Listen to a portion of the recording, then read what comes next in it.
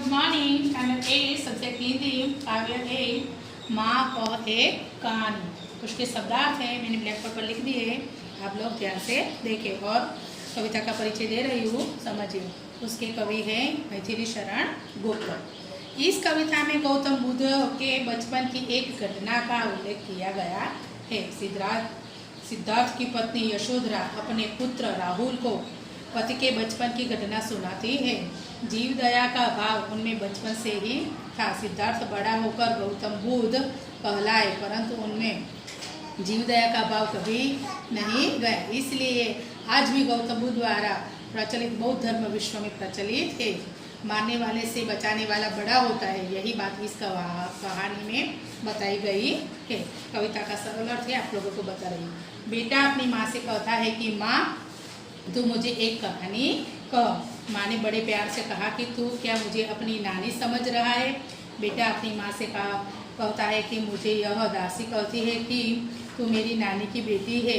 अब माँ तू मुझे लेटी लेटी ही एक कहानी सुना कि राजा था या रानी। माँ अपने बेटे को कहती है कि तू बहुत जिद्दी है, सुन मैं तुम्हें एक कहानी सुनाती हूँ।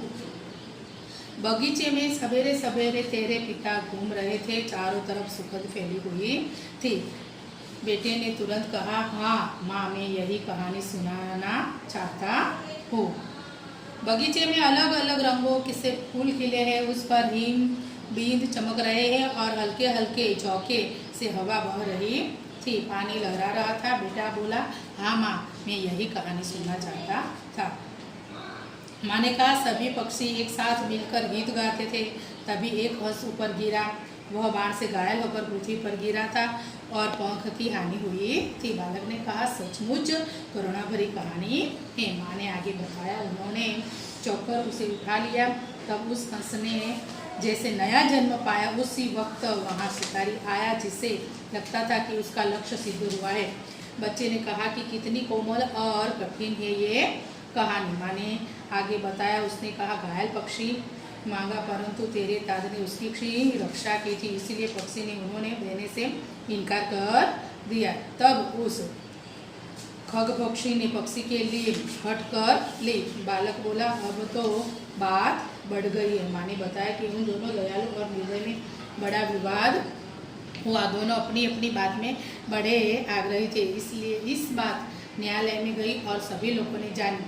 बालक बोला, कहानी चारों ओर फैल गई। माँ ने अपने बेटे से कहा, राहुल बेटे अब तू ही इस बात का निर्णय कर, तू किसका पक्ष लेगा। इस विवाद में जो जीता हो उसके बारे में तू निर्भय होकर कह दे, मैं तेरी बात की सुन लूँगा। बालक बोला, मैं तो कहानी सुन रहा हूँ। कोई व्यक्ति किसी निरपराध को मारने के लगे तो दूसरा उसे क्यों न बचाने का काम करे। रक्षक के ऊपर भक्षक न्यौछावर है, क्योंकि वह न्याय और दया का दान करता है। यह सुनकर माँ प्रसन्न हुई। उसने कहा कि तुम कहानी समझ पाए हो। ये कहानी तुम्हारी यहाँ कंप्लीट हो जाती है। आप लोगों को उसकी एक्सरसाइज आगे के अगले वीडियो में करवाऊंगी। Okay, thank you.